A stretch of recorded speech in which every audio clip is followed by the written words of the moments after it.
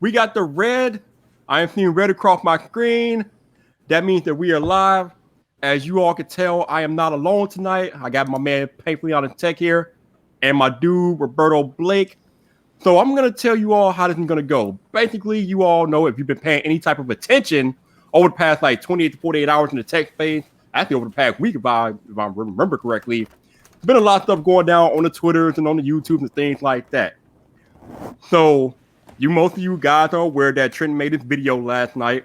Can you trust Painfully on the Tech? And here's the thing, like right from a creative video, from a creative standpoint and a factual standpoint, the video was on point. So, in my opinion and in my estimation, it's kind of hard to argue with the things that were said in the video. Had I wish Trenton would have handled it a little bit differently? Yes. Can I argue with the facts made in the video? Not really. But there are always two sides to every story.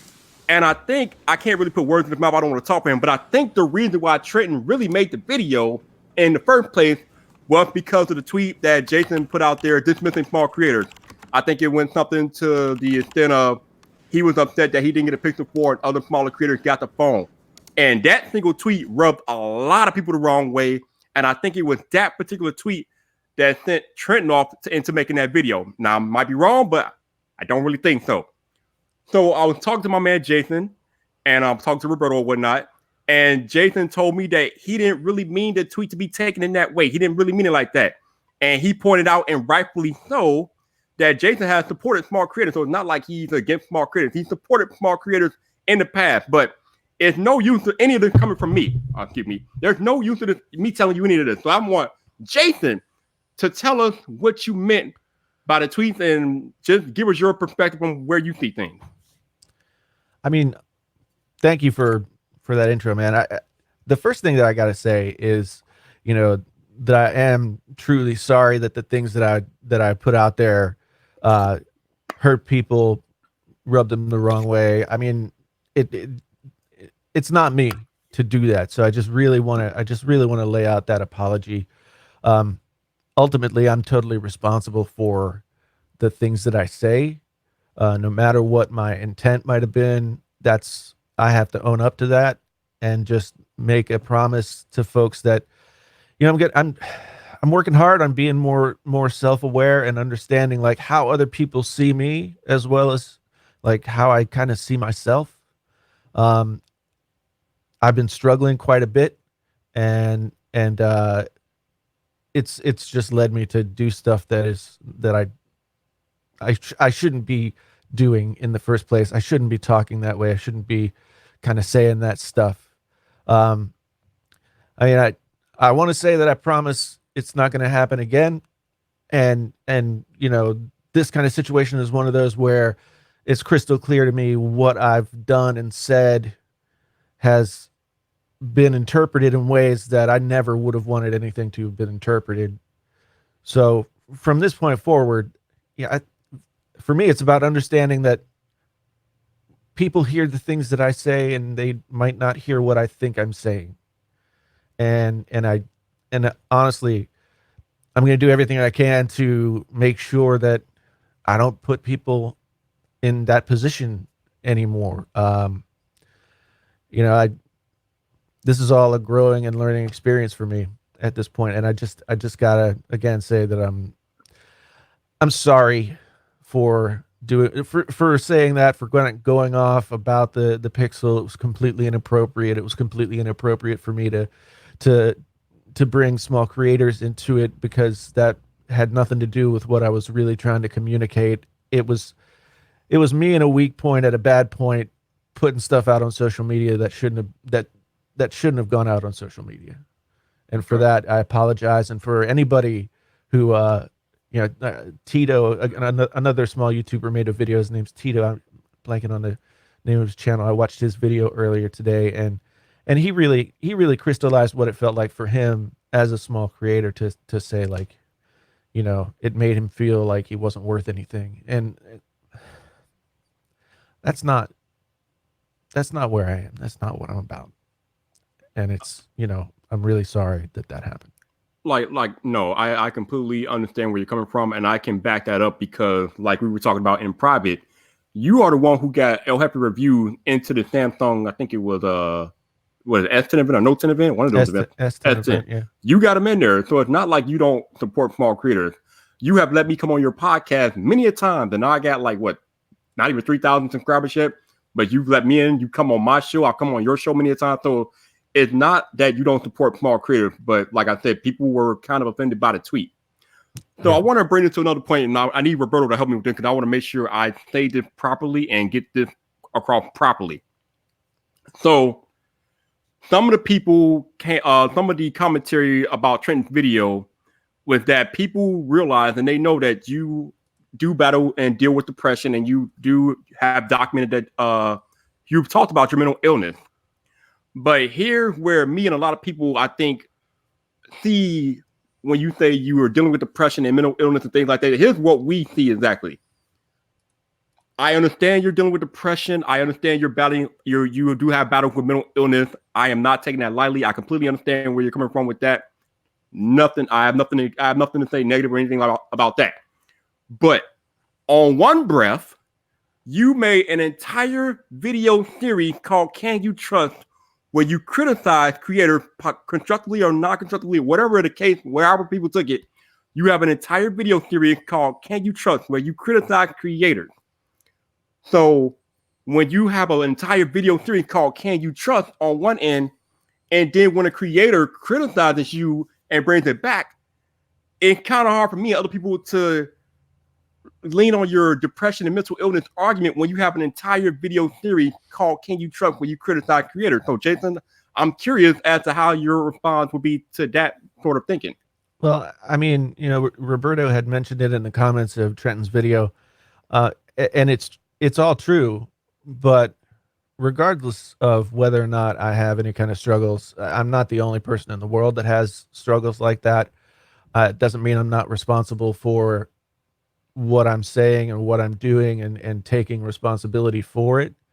Um, I have darker moments where I get really tied up in my brain and I think bad things. I think, that things aren't going well. I think that, everything's falling apart. I think that, and these are things that happen in my head that then make my insecurity and everything else sort of build up. And that's part of what led to me making this mistake. But I in no way want to give anybody the impression that because I have these issues, that I shouldn't be held responsible for what I say and do. It's a different kind of struggle for me, maybe at times, but I'm ultimately totally responsible for what I say and do. And again, like I said, for that, I recognize that I was just not in the right place with the things that I said, or how I was dealing with that whole situation.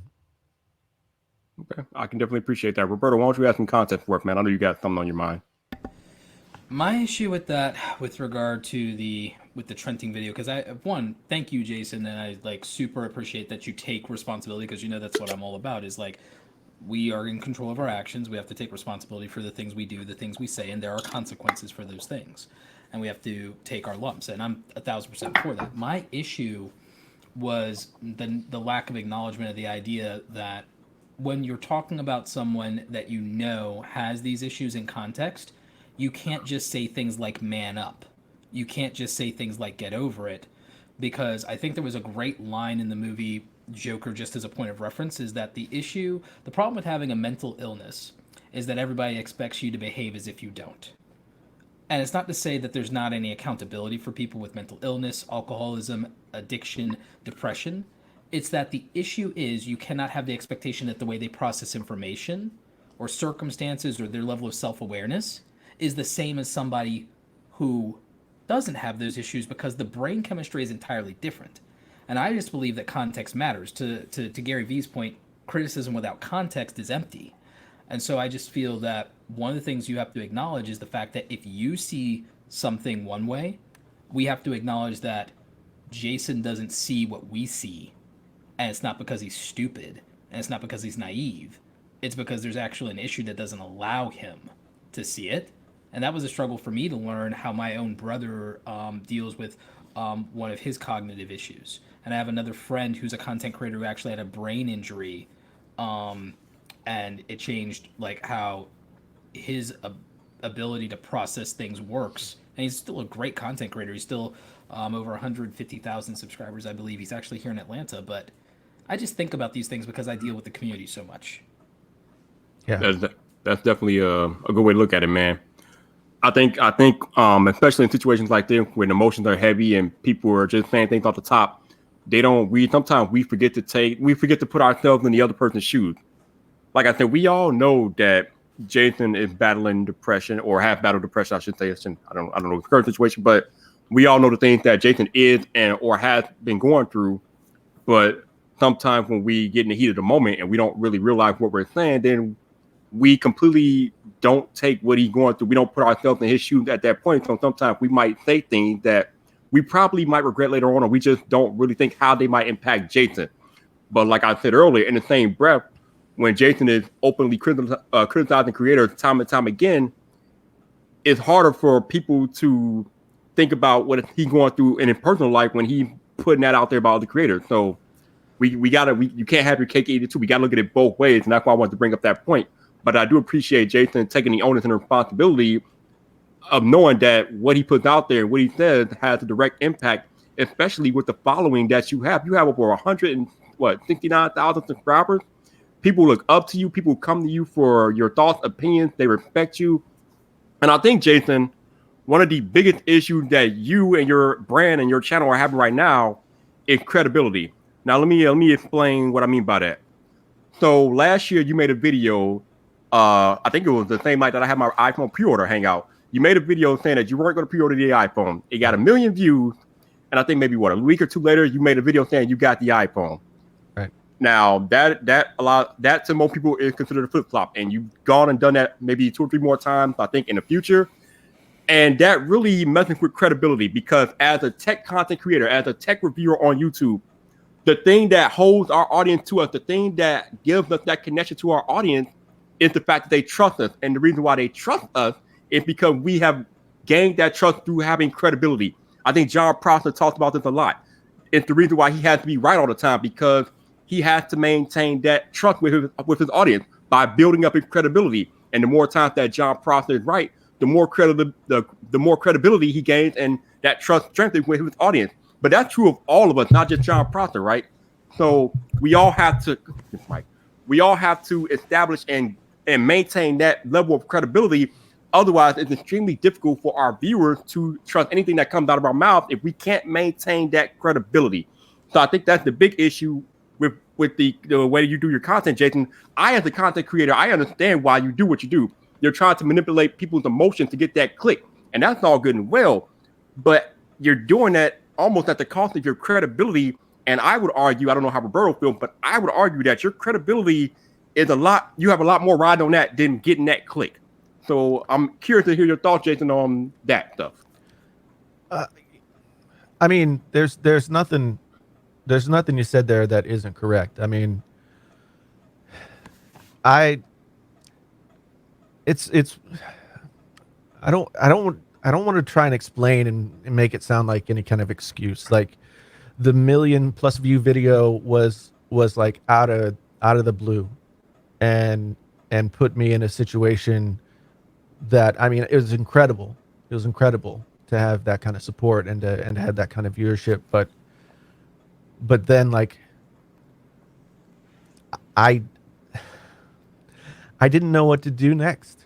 I didn't know, like, because my plan, I made that video and I was trying to be sensational and try and get people to hear what I had to say. But a lot got lost in the translation between that video and where I went next. I think one of the things that nobody understands if they've never had a video go viral, and I've talked to content creators large and small about this, is then you always live in the shadow of that video until you don't. And it's very hard to not get caught up in that. And it's very hard for it not to paint the narrative of your entire channel. I know somebody who's like the video they really didn't want to go viral was the dumpster diving video because now she's like, I guess I'm the dumpster diving girl forever, right? Yeah. Tyler Babin, guy who worked for Gary Vee, who's a creator's creator, he wanted to step out of the shadow of his job at VaynerMedia when he decided to start his own journey and his own YouTube channel. Right. And the video that went viral for him that dominates the entire frame of his new journey is the video about leaving VaynerMedia. And he actually talked to a lot of people at VidSummit, and he said publicly on his channel, he says, I wish that video had never gone viral. I wish to God that I had just grown slower and not gotten the 20,000 subscribers off the back of that video. And I Yeah. think that's what happened to you. I mean, I don't disagree with that. Again, it's like it's sort of a golden handcuffs kind of situation. I mean, it was amazing to have that kind of experience, but it made everything else skewed. And honestly, like, I painted myself into corners. I know that I'm somebody who I'm always like looking at things and trying to assess what I'm doing and how I'm using things and what it means to me and all that. And when it was just me and I was like, you know, a smaller creator, that it wasn't as big a deal. It was just like, this is how I go through things. But after that video, there were a lot of people who, you're right. Like Viper, you said there's 169,000 plus people who have like clicked the button to hear what I had to say, and they don't, who I am to me and who I am to them isn't the same thing. And so I'm trying to be more consistent because I understand how it's confusing to folks. I'm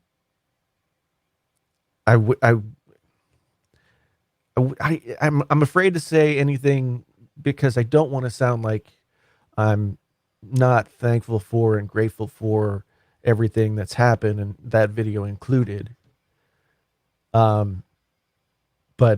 that video changed everything in like a very significant way that, like Roberto said, I mean, I'm still trying to get my head right about it.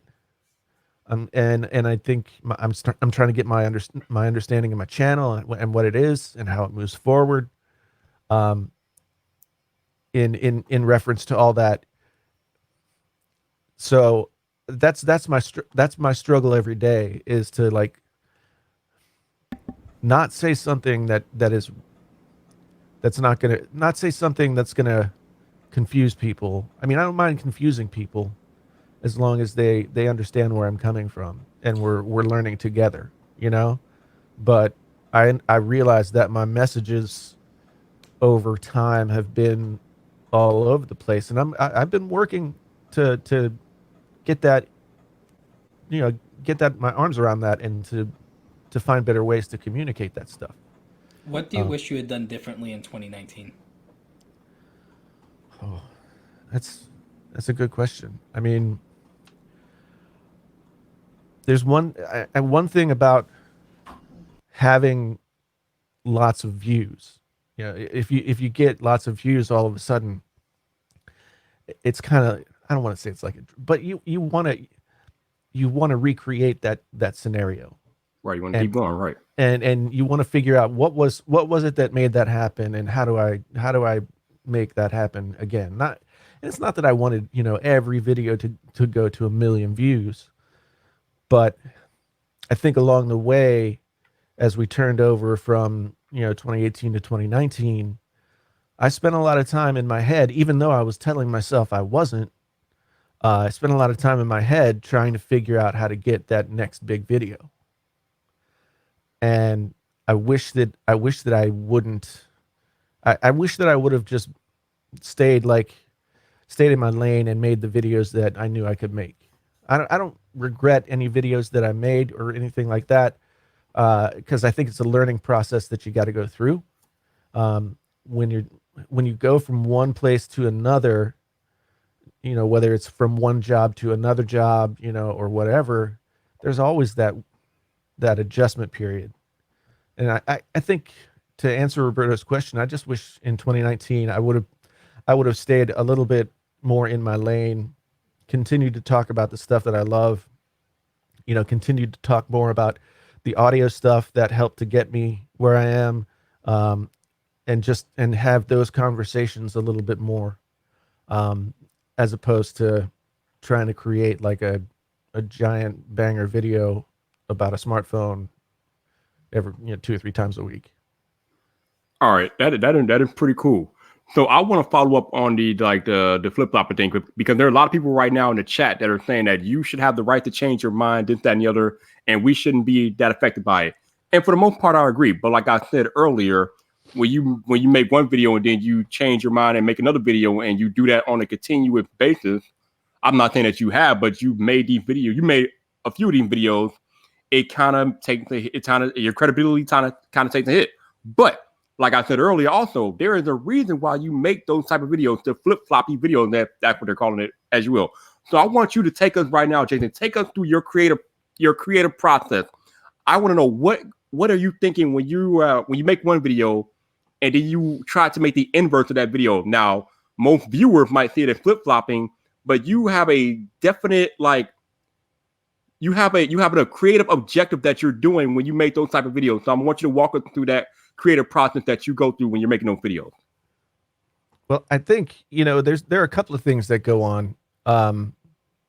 Like I said before, I'm always trying to find the perfect combination of stuff that I use in my workflow, or the phones that I use, or something like that. And, you know, I think the YouTube videos that really grab people and feel real to people are the ones where you're trying to find the right phone for you, you know, and that's a moving target a lot of times. But when it comes to the Apple stuff, you know, I've tried to explain it in the past how much of an Apple fan I was, and at a certain time how much they were disappointing me. But the thought process that I'm going through is really like, I like to challenge people's, you know, sort of thought. I'd like to challenge my own thought process, and I'd like to challenge other people's thought processes to think about things in ways that are different than what they have been thinking about them, maybe for however long. I want to provoke some kind of assessment, some critical thinking. That's what I'm doing for myself, and that's what I'm trying to bring across for other people. And I do understand how that, coupled with just there are several things that play into it. I mean, part of my, and again, this is not me trying to make an excuse, but part of my addictive behavior transition from drinking, and you know, no matter what, you always put that someplace else. And so I put it on, you know, going out and buying new tech, and having that like buying tech be my hobby. So that was part of it. And then I painted myself into a corner, because I think last year I got into playing like the painfully honest tech character a little bit. But I woke up in 2019 realizing that like that wasn't something that I could or really wanted to do every day. I still want to be myself. I still want to talk about the things that I'm into. So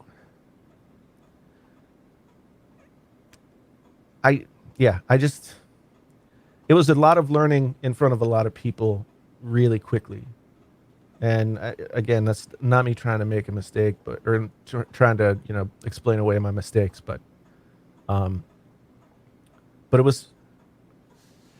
they were mistakes, and mistakes that I'm trying to fix now. Like I want to be able to have the same kind of narrative that I wanted to have with those videos, challenging people's thought processes, but then also like, you know, not being confusing or alienating to people by doing it. And it's hard to figure out how to work that. One of the criticisms that's addressed is that a lot of people feel that everything you do is contrived for views, and that is what they claim makes it hard to trust, especially when you brand yourself as painfully honest tech. So, what's your answer to the criticism that this is all contrived for views? Because again, from my perspective, looking at your stuff and having context on you, I know you to be an indecisive person, an impulsive person by nature. And you came from the world of music and tattoos, and then, again, your other issues aside, you're predisposed to just being an impulsive, fly off the cuff type person, because that's literally the archetype of the way that you lived your life for the last, like, 40 something odd years. So, like, I mean, Tomorrow it'll be 48 years.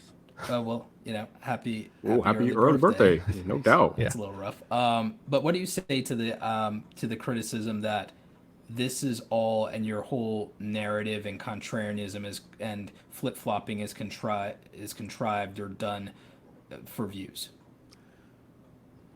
I mean, do I want my videos to get views? Yes. I mean, but am I being disingenuous or dishonest in making the videos that I'm making in order to get those views?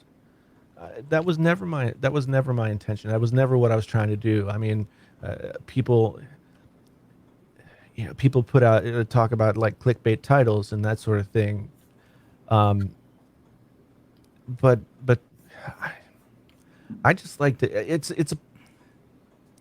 if you, as you've said often, like if you can grab people's emotions and you can get them to come in and have an emotional attachment to the stuff that you're going to talk about, and really have a stake in it, then that's how you get good conversations and get people going together. I think after a certain period, like that didn't work as well. The conversations that were happening were negative conversations. Do you think you take some responsibility in the tone of that negativity? I do. Yeah, absolutely. Because I was, I was trying to be the sort of incendiary, like, let's get a reaction kind of guy out of the whole thing. And I, that's a fine line, between like prodding people or like, pushing them over the edge to not feel that you have credibility. Like, do you feel in some of that you were doing what you see, or mimicking behavior that you've seen be successful for other people, and you were trying to chase that same success, a keeping up with the Joneses type thing? I think there was a moment there on YouTube in the tech space where, like, myself and Front Page Tech and Taylor's Tech to a certain extent, like there was a lot of those commentary kind of channels that were sort of pushing those buttons. And yeah, I mean, I definitely was seeing things. I was seeing people have success. I was seeing myself have success, trying to get reactions from people, and so that's what I kept doing.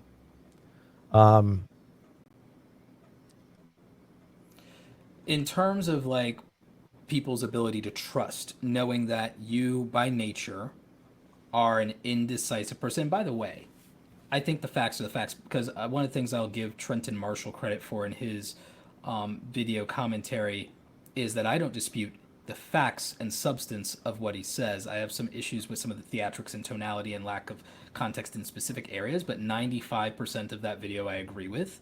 However, when it comes to whether people can trust you or should trust you, the reality is, regardless of what anybody in this live stream wants to say about it or thinks to say about it, you've never lost 10% of your subscriber base of people unsubscribing.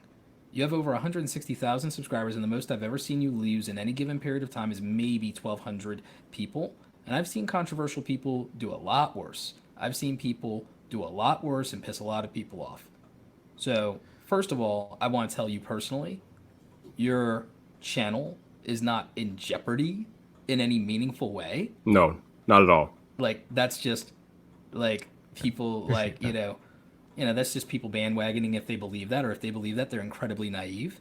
Now, with regard to credibility, I accept the argument personally that if you have a demonstrated inconsistency in what you do and you're supposed to be advocating for the buying decisions of consumers, that makes it very difficult to trust you, and that does challenge your credibility.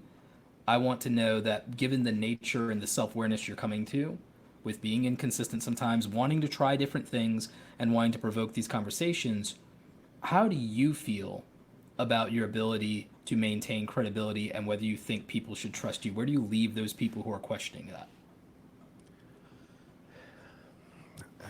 That's a really good question. I try. For most of my time on YouTube, I was just sort of like, it was my story of how I was experiencing tech, right? And that was sort of the narrative that sort of held it together. And that changed when a lot more people were in the audience. I don't think I understood how it changed, that people were, people were taking what I was saying in ways different than what I would have, what I thought. In what way? In what way were people taking it differently? Well, I look at myself and I just feel like me, and all the inconsistencies, all the bad stuff, the good stuff of what I know about myself.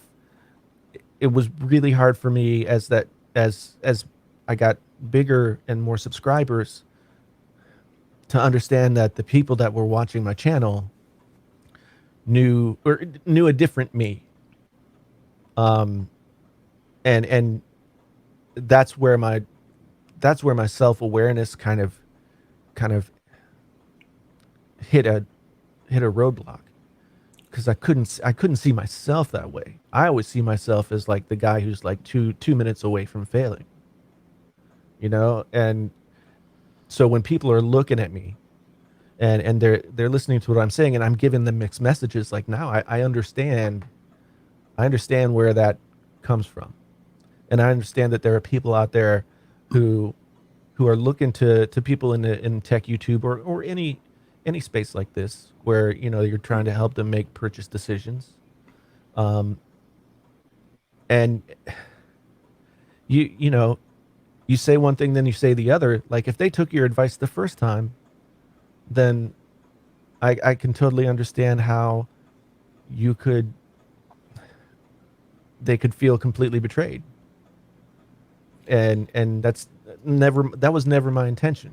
I never wanted that to be a byproduct of the stuff I was doing with my videos. Do you take responsibility for the fact that maybe you could have, if you were going to change your mind about something, or you were going to come from a different angle with something, that you could have presented and acknowledged your previous stance and statements, and then presented this almost like as a devil's advocate, as it were?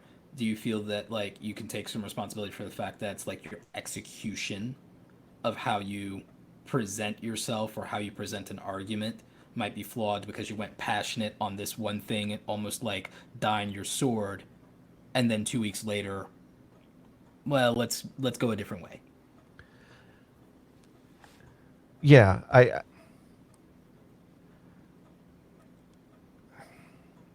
By the way, I don't have a problem with people changing their mind, but I just wonder if there was a better way, that if you were going to make drastic contradictions, that you could give some reasoning or evidence to justify doing so. Yeah. I mean, I'm looking out there and I see Andrew Edwards' comments, and I mean, I get where you're coming from, man. But I wasn't trying to be evil or anything. I wasn't, I was just trying to have fun, and I was being excited about having success and making these videos. I wasn't trying to be a bad person. No, I don't think he's anyone saying thinks you're you're. a bad. Yeah, I don't think he thinks you're a bad person. I think his points are more to the. It's difficult to trust you when you make those type of swings like that, which we talked about. We already talked about earlier. But I want to hit another critical point, because of the stuff that happened on Twitter. Yeah. And so I was trying to tell you in your live stream the other day about how we have us as public figures, we have to be very careful about what we put on Twitter because people can perceive it anyway. Obviously, the tweet that you put out there about not getting the phone, people took the wrong way. The tweet that I put out there about not getting my phone on time, people took all sorts of ways. So we have to be careful. But there was a tweet in particular that was more of a general blanket tweet from LeBaron Burton talking about creators should learn how to make content without needing a device, things like that. And then on your live stream, you went and called LeBaron an armchair YouTuber, even though he really didn't direct his tweet at you per se. Actually, he was directing it more at me and other creators, but people really didn't particularly care for that because you took a shot at one of your viewers. So we need to know how, knowing that people were upset about you taking a shot at LeBaron, who has supported you monetarily and with his time and whatever, you took a direct shot at him, which a lot of people felt like that was unjustified. So I want to know, what is your response to that? I mean, it was wrong for me to call him out that way. And the way that things had developed that day, again, I'm not making excuses for why it would have been appropriate, because it wasn't appropriate for me to lash out like that. But there was a whole narrative going on throughout the day, that I was a hypocrite, that I was this, that, the other thing. And I probably shouldn't have gotten on the live stream on Tuesday because I was really upset. I was really upset.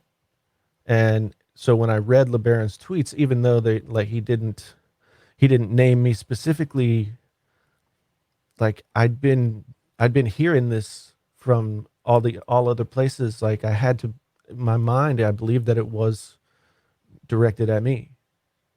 And so I apologize for, sort of lashing out like that, because it wasn't the right thing to do.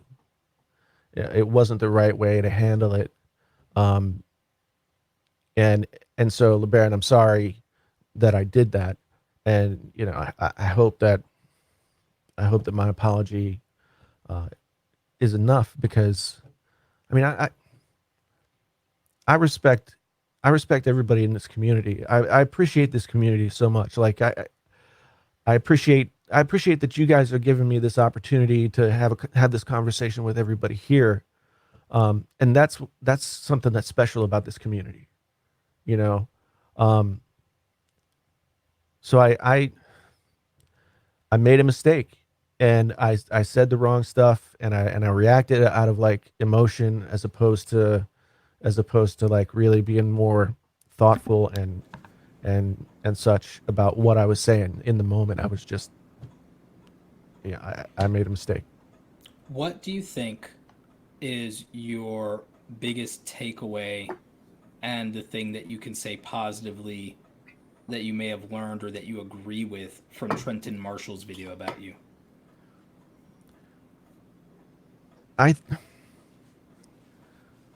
When it became clear to me that what I said was construed as like a dig or something at smaller creators, like that was a huge wake up call for me, because that's not at all like, I wasn't trying to go to that place. I like, that's so far away from how I think and how I feel. I mean, I spent so many years on YouTube, just being there, like making videos and just kind of doing the thing. Like I wouldn't want anybody to think that I was I was like doing that. And from that Twitter thread, there was a situation, like Brandon from This Is Tech Today and John Prosser both responded to those tweets, and they brought out some points that weren't in my head, and so What John, were some of those? What were some of those points? John was like, well, they don't have to give you a phone. I mean, and of course I know that, but the way I was talking, I of course it seemed like I was coming off as entitled, and then Brandon reminded me that I was really maybe overly negative calling the phone last year an abortion, which people took issue with that at the time, and it was something that came out, and again, probably trying to get the shock value. So he pointed out that I had said that, and maybe that had something to do with it. And it just gave me like an insight that I didn't have. Like I was having a pity party. Is what I was having a pity party. It wasn't just the Pixel 4, it was a combination of things that made you feel dramatically insecure, and in that insecurity, you lashed out, and it came out very childish. Yeah, and yeah, absolutely. I mean, people are calling for Trent to come in here, and that's totally fine with me if Viper wants to do that. I would. So I wanted to keep this between me and you, Roberto, because I wanted to give you your chance to tell your story. I really didn't want to bring Trent in because I know that it's still the wound is still fresh. But if you're okay with it, I will gladly bring him in. Well, I mean, I'm having the conversation. We're talking about his video. All right, that's all I need to hear. So I brought it up because again, I don't disagree with the factual aspects of his video. right. There are some things that I don't fully agree with, but like I said, it's a 95% thing for me. He still gets an A. He still gets an A. It's just not an A plus. But that's just me being Roberto, right? But the reason I bring it up and the thing that I was saying before was that I think that it's logical criticism in the points that he covered, and I agree with them from that logical standpoint. But content creators don't do things from a purely logical standpoint. Even to the point earlier about some of the claims that people bring up about you weren't doing things in a calculated, contrived, or malicious way as much as you were trying to intuit or navigate what works on YouTube, which is also incongruent in some ways with who you actually are as a person. Yeah. But I could make that argument about 90% of the effing content creators on YouTube. I've met people in person that are nothing like their YouTube persona.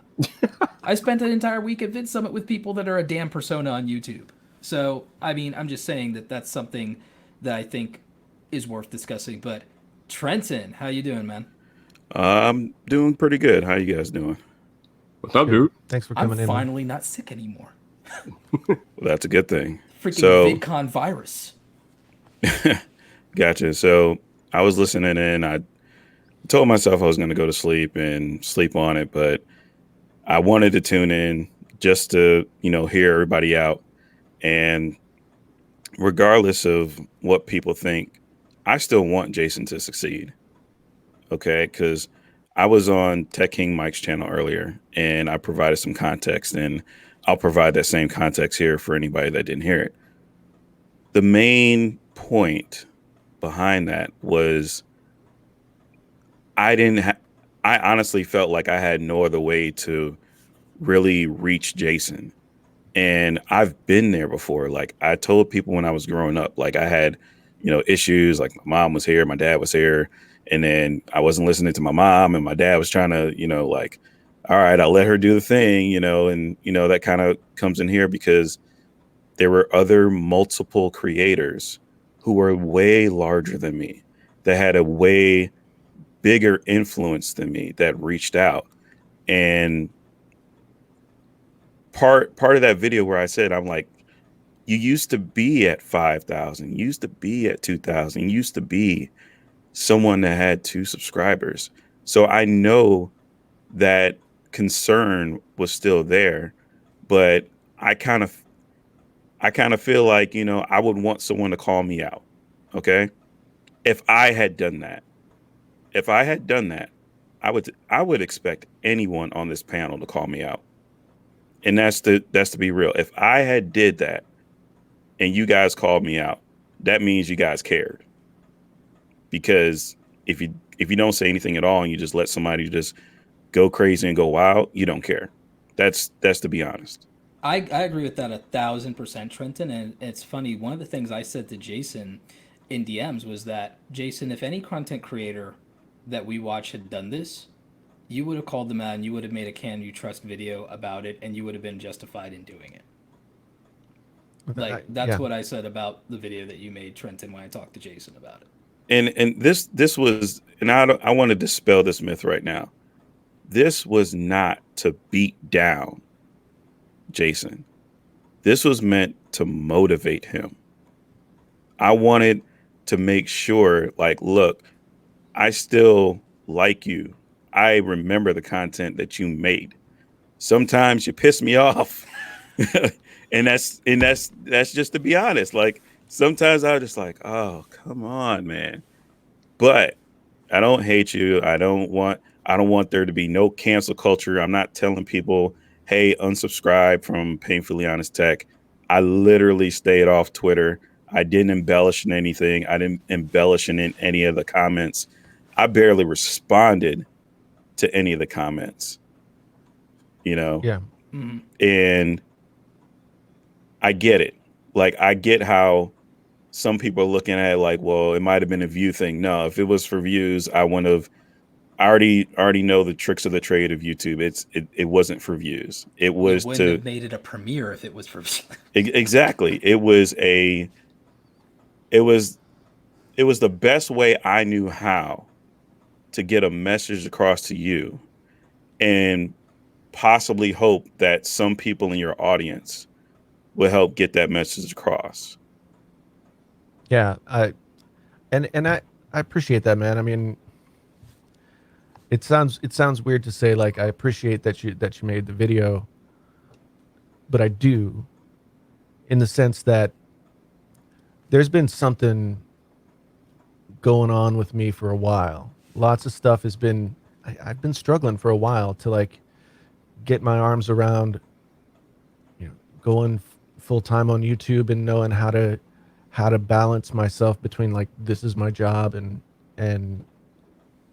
I don't want to change the way that I've done things. And quite honestly, just like,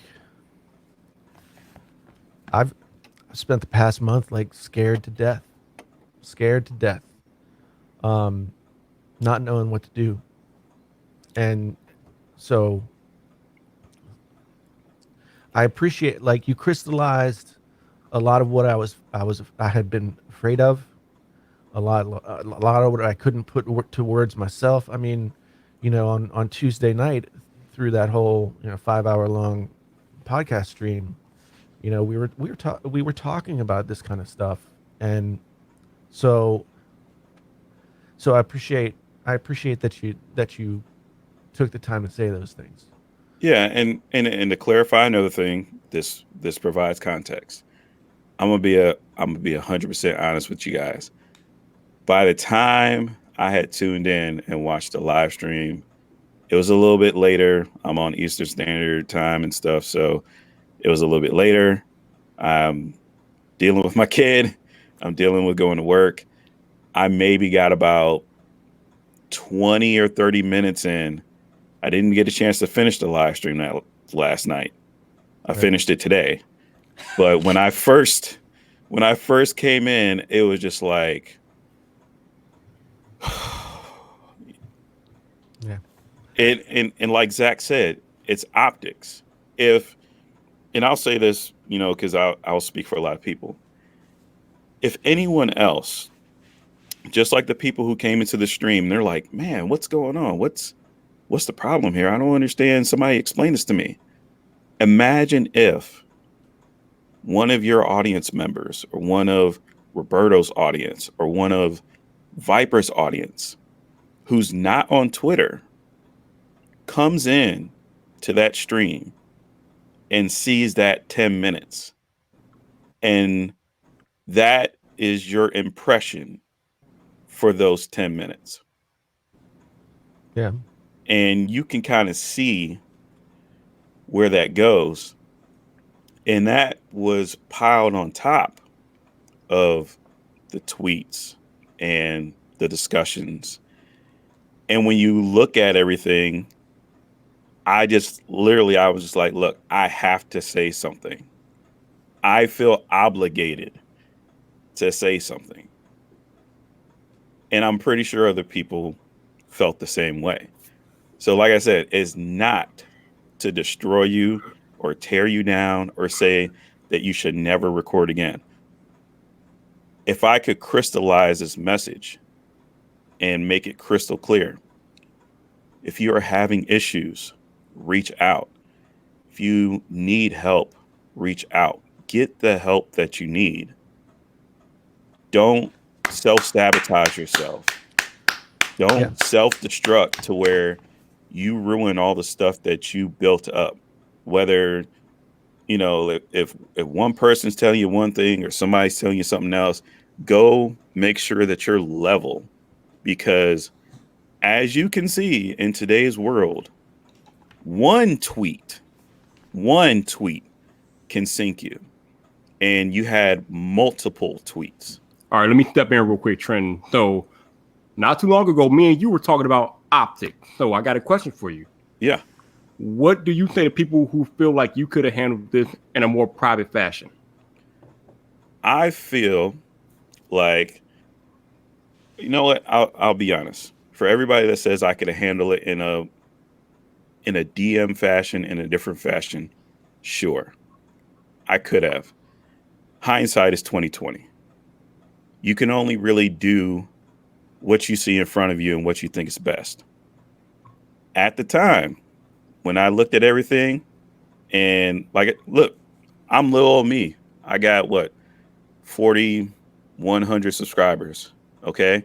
I know a lot of people say subscribers don't matter, but at a certain point, when you're me and you see Brandon reach out, you see Zach reach out, who's way on a closer level than I am. You see you reach out and you guys talk way more. You see multiple people reach out and you still see this destructive behavior. Sometimes desperate times call for desperate measures. And I feel that even with Roberto saying that he agreed with 95%, no one's perfect. No one's ever going to get it 100% right. But if this changes Painfully Honest Tech back to put him on a good spectrum and make his content better and make him go farther and do better, and we all rise, you know, we said that before, all ships rise. If that makes him better, fine. I'll take it. I'll take the criticism. I don't care. I'm not here to make anyone happy. I'm here to tell people the fucking truth. And I'm being 100% honest with this shit. Because like I said, if I did not care, I could have went a different route. I could have been way pettier. I could have glorified and tore him down like any other person or any other troll would, but I did not, because I respect what he has done. And like I said before, I went about this a certain way.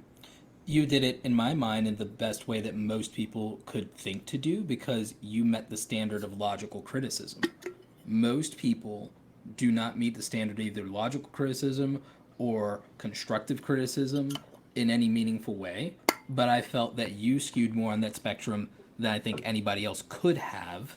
And I think it's because you did it from a place of good intentions and concern. You did what could be described as good faith criticism. And I respect the hell out of you for that. Something I wanted to get to just real quick, Viper, though, is because like, you know, I thought I did it at the beginning, or I mentioned it in some way. And I think most of the people on this particular stream already know this, but just the full disclosure thing is that both Jason and Trenton have been coaching clients of mine and have worked with me. So just so everyone knows and understands that I'm going to probably have, I don't believe in a lack of bias, kind of like Marquez. I think everyone has their bias and you just have to know where mine's calibrated. Viper's a friend, and I've informally mentored Viper. I've formally mentored both Trenton and Jason. And there's a couple of actual creators in the live chat that I've worked with before as well.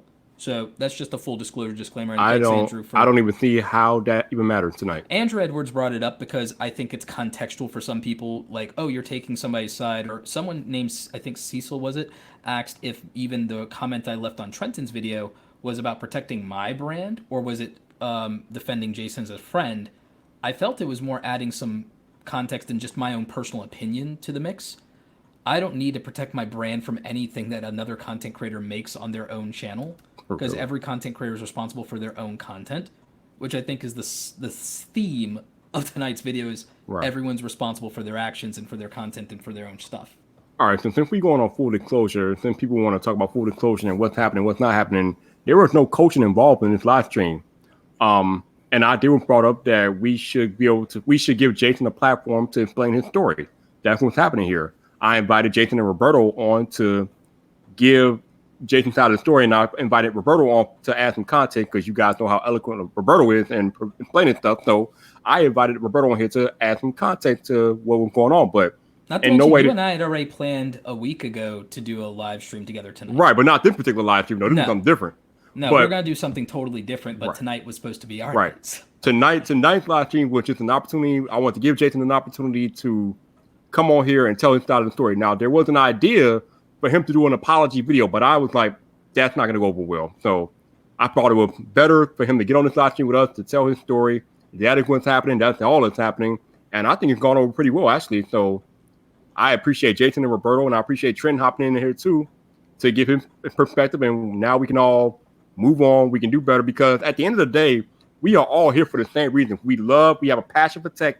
We love tech, and we need to get back to talking about technology, because that's what's at the heart of everything. That's what matters most. All this creator boo-boo is garbage. Nobody's watching us to see drama. They want to know how we feel about the tech. We need to get back to the technology. And to get to something in the chat though, like, for anybody calling Trent petty, Trent's like the least petty person in all of effing tech YouTube. I swear to God. Like, if Trent wanted to be petty, he has the cards to play, and it's like, and he could do it. Like, and I don't mean to cut you off, like, but let me say this: for those of you who think I'm just going at Jason, go to my channel, look at the last 4 videos I've made on tech YouTubers. I've talked about MKBHD. I've talked about Zone of Tech. I've talked about Tayloser Tech. He ain't lying. He ain't lying. That's all I need to say. He is an equal opportunity tech rant artist, man. He ain't playing no game. No. Yeah, and I just want to say too, like, one of the things that I really started to think about as I started to get people's reactions and like triangulate where I was wrong, is that like there's a huge disconnect between me having my channel being painfully honest tech and sort of putting that out there as if like I'm gonna be, you know, the guy who's gonna give you the straight dope, and then I understand the disconnect between that and then the guy who's complaining he didn't get the free phone. I mean, it's bullshit to like even accidentally say that for me. I mean, to be honest, like, it would be more appropriate for me to like not get phones from companies and get them myself. I mean, I've got the Pixel 4 right here. I bought it myself. I'm gonna do my best. I'm gonna give it the honest reaction that I have. I mean, I don't know if everybody will believe that that's what it is, but Dude, don't worry about that. No one was ever questioning. I never questioned about your reviews. Thank you. I never question it. I never will. I appreciate that. Like I said, my only issue was when it's not even about the fucking phone. I'm sorry to say it like that, but it's not about a phone. It's not about a device. It was more of a creator to creator thing. Right. You know, that's what it's like. It's like, you know, when you start off small and you say to yourself, man, when I get to the top, when I get here, I'm gonna do all this. I'm never ever gonna let this happen. And then life happens, and then it happened. And like I said, I just felt like I had to say something. Like I was compelled to say something. And I was ready to have a negative reaction. I was ready for everybody to be like, no, you're swinging up. You're a small YouTuber. Who are you? Blah, blah, blah, blah. I was ready for all that. I'm not gonna risk that for something that's stupid. No, man. I mean, you were like well within your rights to be asking those questions and sort of saying those things, because I mean, Andrew Edwards knows, because I've been at events with him, and I've asked, like, you know, how do I move forward? How do I get, you know, to a place where I'm on the list to get these devices, you know? Because one thing that always happens to me is, like, I feel like I said it before, I know it probably sounds like bullshit, but I'm always sure that, like, the other shoe's going to drop, and tomorrow will be the day that I fail. You know what, Terry Warfield, I'm glad this happened out in public because people are getting context. Okay, I know there's a lot of stuff that can happen behind closed doors, but sometimes your audience needs to hear it from your mouth. We don't need, you know, like, okay, me and Painfully Honest Tech, we shared a DM. We talked about it. That was behind closed doors. This is out in the open. He made some tweets. I made a video. Then he responded, and he's trying to explain himself. And I'm sitting here watching this dude feel like the biggest piece of shit on earth right now. And I'm not calling him that. I'm just saying he is feeling terrible right now. I can see the emotion on his face. So I decided to come here and provide context. And if I sound like I'm ranting right now, I am, because I'm really trying to get this fucking message across that I was trying to support him. So if you take that the right way, the wrong way, I'm sorry, but this was a support thing. Yeah, this is a support thing. This live stream needed to be public. This couldn't happen behind closed doors, because the tweets and the video, they all happen in the public. So now when you have these events that happen in public, you got the viewer feeling some type of way. So this needed to happen publicly so we can get everybody back on the same page. So Terry Warfield, I understand where you're coming from in principle, but when the viewers are directly affected by the drama that's going on, it needs to be addressed publicly so the viewer can know we are all on the same page, man. This has to happen publicly. I agree with Viper, and I appreciate actually what Trenton said. But I also think, like, Trenton, both you and Jason are Thanks for supporting Viper. Yep. No both doubt, you man. and Trenton, both you and Jason now in the last less than 24 hours have had things that you've done in the community now be taken out of context, and people paint a narrative. And then even me, in commenting on this and commenting on your video, I know people are wildly taking me out of context because they don't know me and have had the conversations. You've been to my house, Trenton. You're one of like the few content creators who's been to my house and know that I live. So I know you understand where I was coming from, and I know you understand my perspective on some of these issues, just because you understand some of my family members deal with some of these mental health and mental illness issues. So, you know, I'm sensitive to it, you know? But I think that this just proves the fact that people are calling you out now, that everybody can be taken out of context, and that everybody has an opinion. An opinion is not fact. An opinion about a piece of content you make shouldn't be also interpreted as a reflection of the person that you actually are.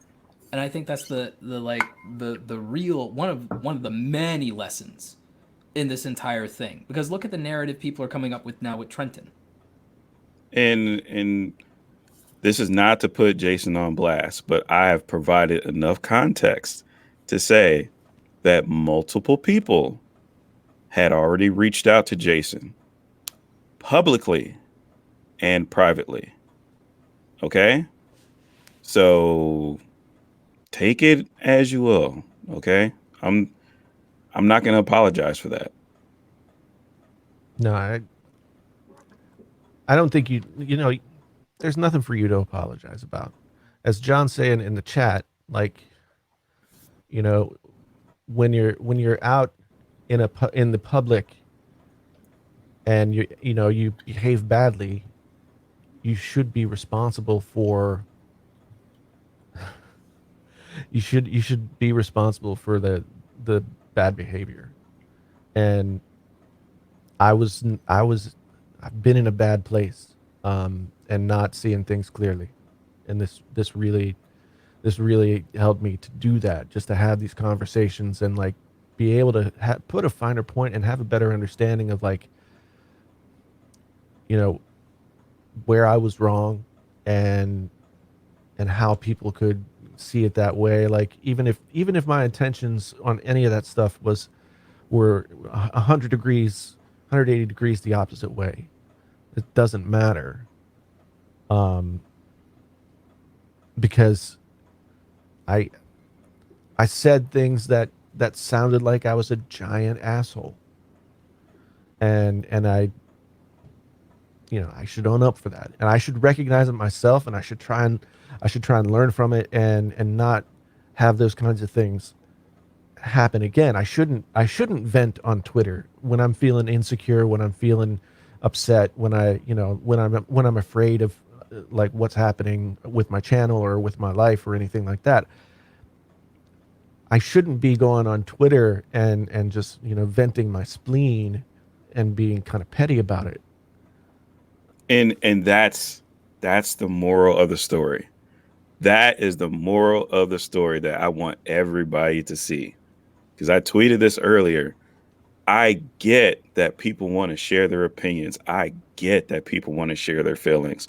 But when you do that for the world to see, not 10 people, not your next door neighbors, not your mom, for the world to see, there is going to be consequences if you come off a certain type of way. And that is the message. And you know what? This just got more interesting to me, because people are, I think my man Terry was talking about this being held privately, and we were talking about how it had to happen publicly because viewers were affected by this drama. And in actuality, brands are also affected by the drama because it happened on Twitter. And it's crazy if my thing to some of you got creators watching this live stream right now, you got regular viewers watching this live stream right now, and there are brands watching this live stream right now. So I am glad that this is happening publicly, that we are ironing this out, because the world is watching this live stream, and this needed to get done the way it's getting done tonight. I always tell people that the age of privacy is dead, and we've had this conversation about like this with technology, specifically that the age of privacy is dead. But I think that it's especially dead if you are active in social media, whether you've ascended to what you want to believe is called an influencer or not. I think that that's true even when you have 1,000 people as a following, even if people want to call you a micro influencer or a nano influencer, because you know this, Viper. One, you've been getting brands to send you stuff, and you got the Pixel, and you got all these things. In our parents' age, the idea that you'd have 1,000 people who value your opinion or acknowledge you or even know you in any meaningful way, and just 10 years ago would have been an absurdity. It would have been an absurdity 10 or 15 years ago to have even 1,000 people follow you or hang on your word without you already being a best-selling author or a public speaker or something like that. It's very rare that somebody as a teacher in their teaching career ever actually even has 1,000 different unique students in the lifetime of their teaching career. Okay, and that's at scale. So I want people to understand that in what you say, whether it's Jason and it's a tweet, or whether it's Trenton in a video, or whether it's any of us or Viper, that yeah, people are watching, and the quality of the level of the people watching is more important than how many people it is. And you have to respect that each and every one of those people matter. And you don't know who one view is. One view, one Twitter follower, one listener, they all matter, and you never know who is watching. It could be 5 people, and one of them could be the CMO of a company or a PR firm or the person who made the damn product, for all you know. And that matters. Or it could be somebody that's gonna try that looks up to you. Trenton looks up to you, Jason. Like a lot of people in this community do. I was a fan of you before you even got to 100,000. Before we ever did anything together, I was a subscriber. I liked your style.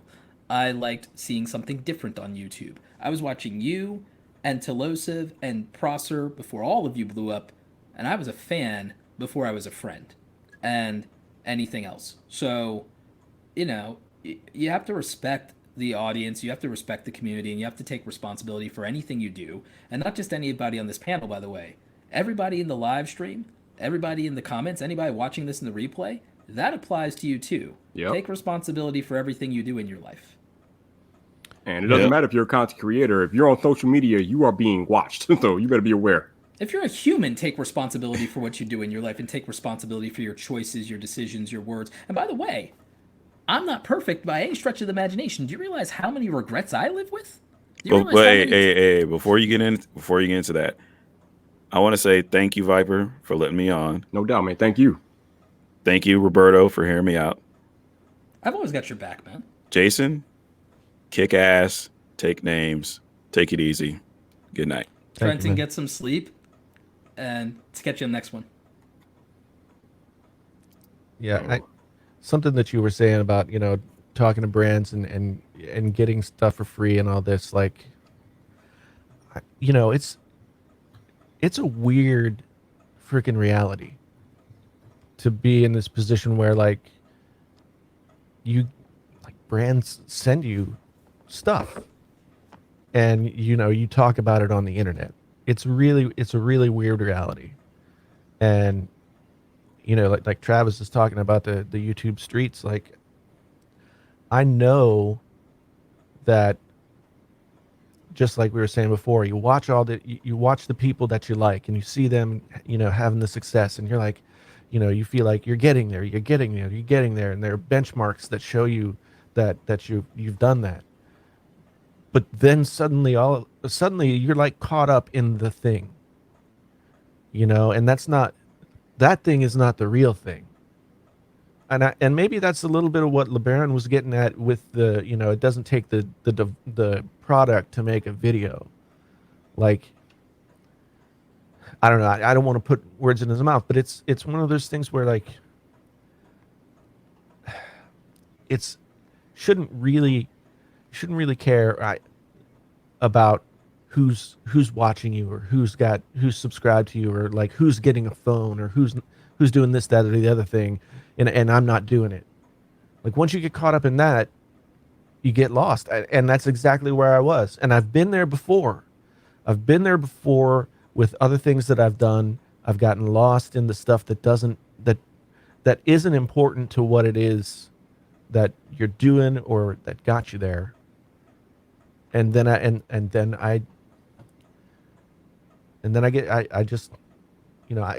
appreciate this because this is probably the first time that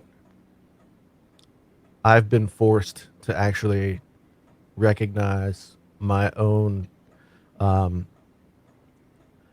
biases and misunderstandings about me and how what I say or what I do affects other people. Because I've never been in a place where there were people who were watching and listening to what I say. When I was a musician, like I was saying my thing and then I was broadcasting it out. But when I wrote a novel, I was saying my thing, and the life of it afterwards isn't mine. But this is a relationship, and getting caught up in like keeping up with the Joneses and wishing that you got this or why didn't you get that? That's where I was wrong. And I'm old enough and smart enough and experienced enough to know it, and still I made the mistake. Uh, and again, Hey. like I just reiterate my apology to everybody for being in that place and doing and saying those things. You know what? At the end of the day, Jason, we are all humans, and humans make mistakes. I mean, we none of us are above making mistakes. The best that we can hope for is to learn from the mistakes and have those mistakes make us a better person, better people in the long run. I think I think after tonight we are definitely in a much better place as far as the tweets and Trenton making the response video and everything else that's going on in the space. And finally, now we are in a spot where we can get back to the tech because the tech is what matters most.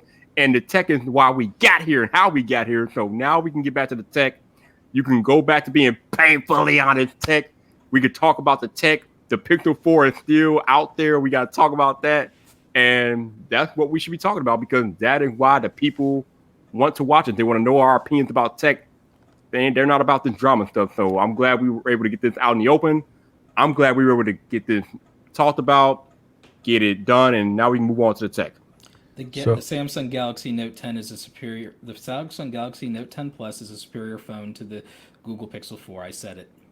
Oh, that I don't nobody think there's doubting that. anybody's going to argue. Nobody's with that. debating that. Oh, really? See, I actually thought that was the contrarian point of view because of the damn camera. No. The camera on the Note 10 is perfectly good. I mean, it takes great pictures. I think that aside from the gimmick of the wide angle lens on, I think if the iPhone 11 hadn't had that damn super wide friggin' camera lens, that nobody would care about it. I don't know, man. I spent today like taking some photos at this job that I was working. The iPhone is like, it's not just the ultra wide lens. Like the photos and the videos that it takes are next level from where it was before, and that brings it that much closer to the Pixel, which makes it that much harder for Pixel to make the argument that you should buy this because of the camera. Yeah, Like- this is not the year for that argument. So this was day one that I had Pixel with me for a full day. Like I got it yesterday morning, and I was getting it set up yesterday. I got up at 5:15, took the phone off the charger, checked my email, watched Trenton's video. That was my morning. Did you watch it on the phone? Yeah, I did. Irony of all ironies. And So how's the screen then? well, the screen is fine, but by the time I got done with that like 15 or 20 minutes worth of stuff, my battery was at 94%. By 4 o'clock this afternoon, I had to charge the phone. It Welcome was to at Pixel life. it was like 15. It was like at 15%. Now I got the smaller Pixel for that reason. I wanted to see how much this battery was gonna affect the usage of this phone. And it's the first charge, it's the first discharge of the battery. You can't really judge the phone and the battery by that one time, but over the next like 4 or 5 days as I'm using this phone, if I'm out of charge by late afternoon, then Google has a problem. That's the straight up truth about it. Yeah, the Pixel 4, the smaller one, has a 2,800 milliamp hour battery, which is paltry considering all the features they got on there. But I'm gonna leave more for that discussion tomorrow on the Friday Night Viper show. Yeah. I'm not gonna get into that too much tonight. Yeah. Well, I just thought I'd provide like a bridge away from where we were.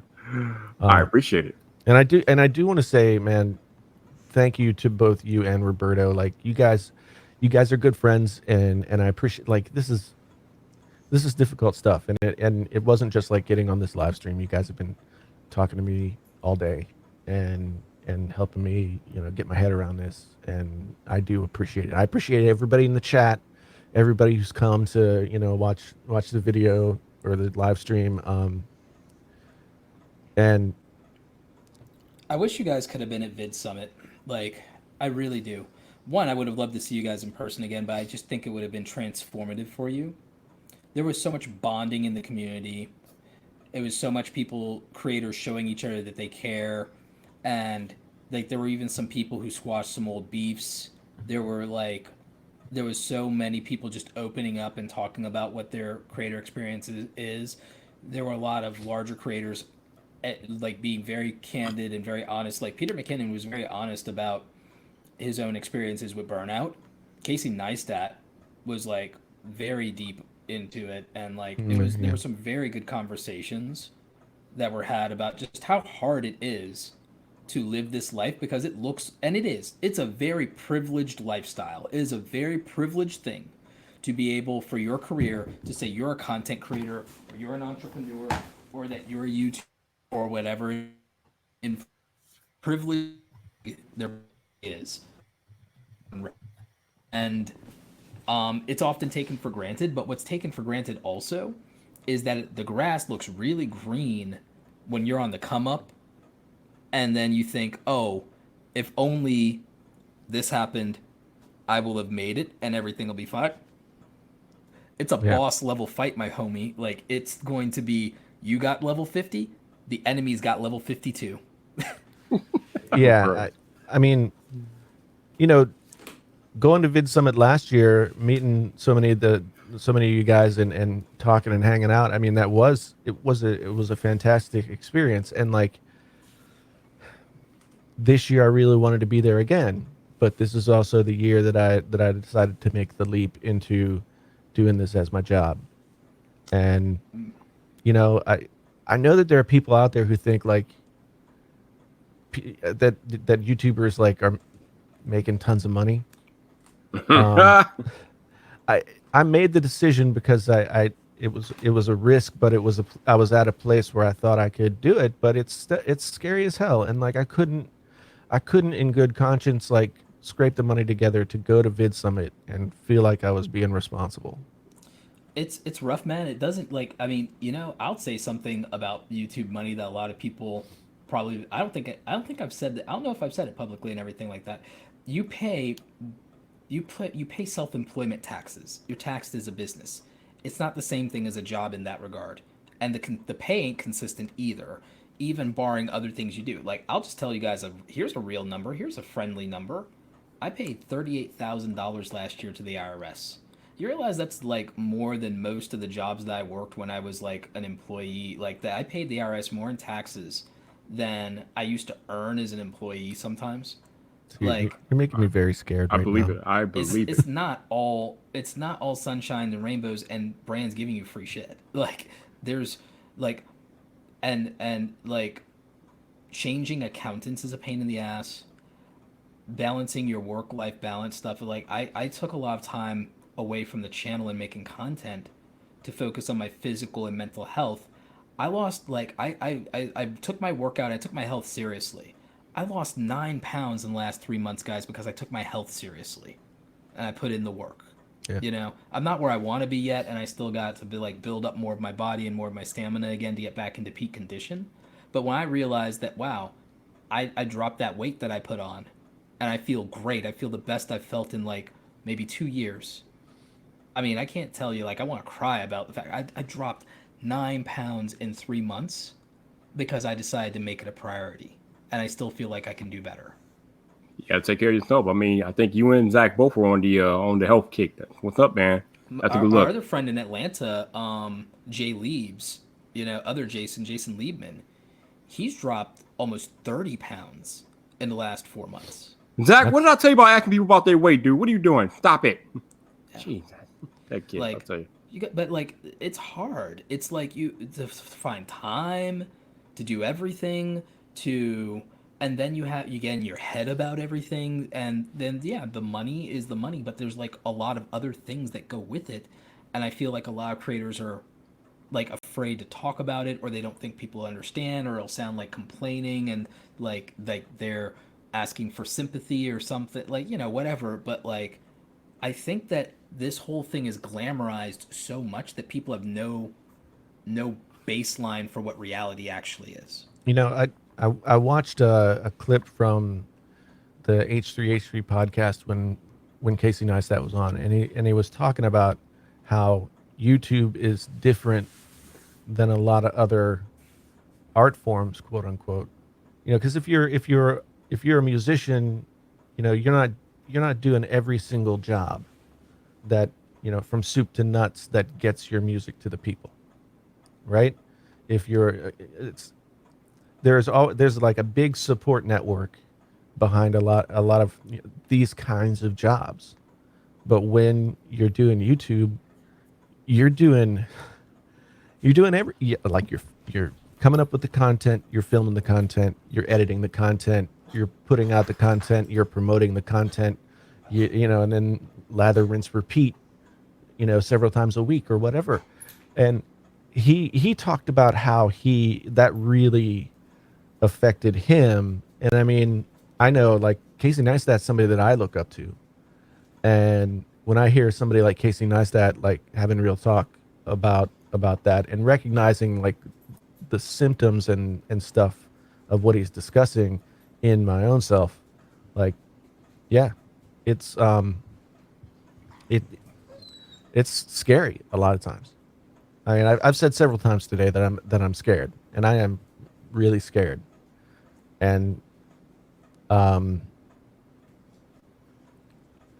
I don't know how to. I don't know how. I don't know how to fix that, or, you know. Hey, I can tell you how to fix it. Keep making the painfully honest content that we have come to know and love, and the rest can work itself out. See, now I'm afraid that like I don't know what that is. Make Oh. make things make tech fun again, Jason. There you go. Make tech fun again. When all else fails, ask yourself, what would you make if you were having the time of your life? Okay. Don't be what people want you to be. Don't be what you think you have to be. And don't Just- chase the algorithm. And don't chase the algorithm.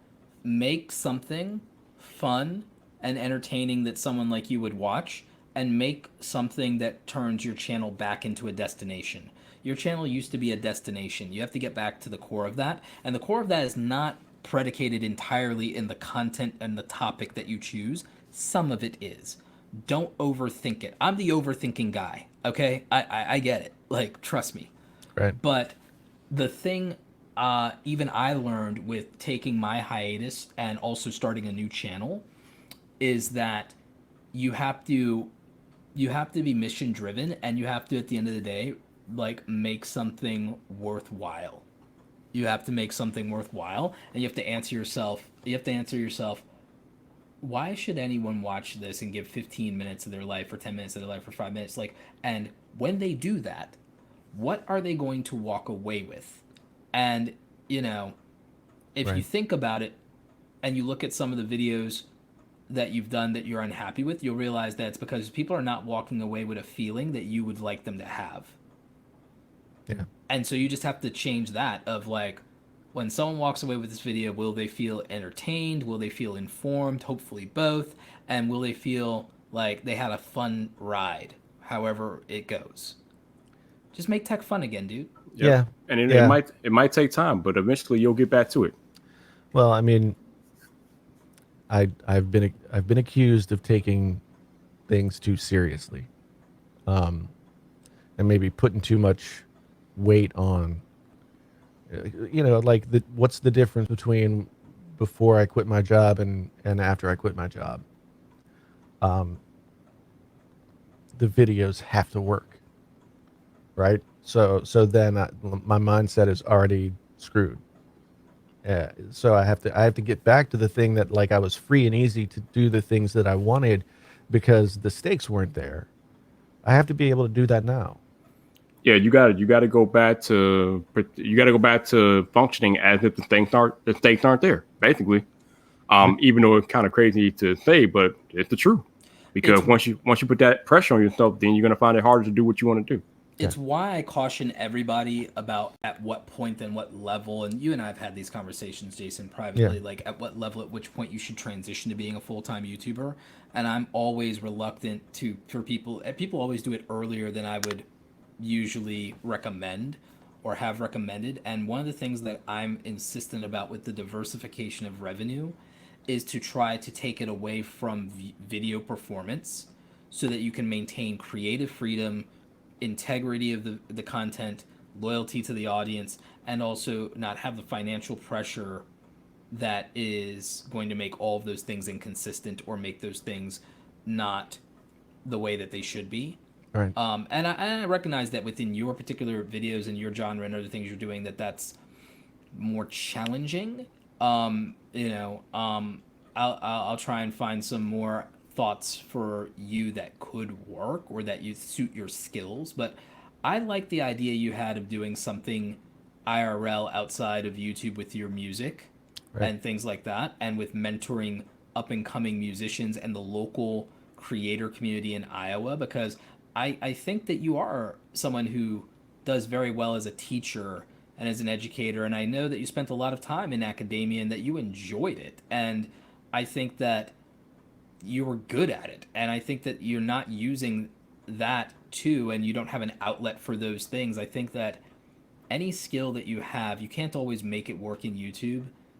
And I think that people put pressure on themselves when they become creators to make everything revolve around YouTube. And I think that becomes a trap.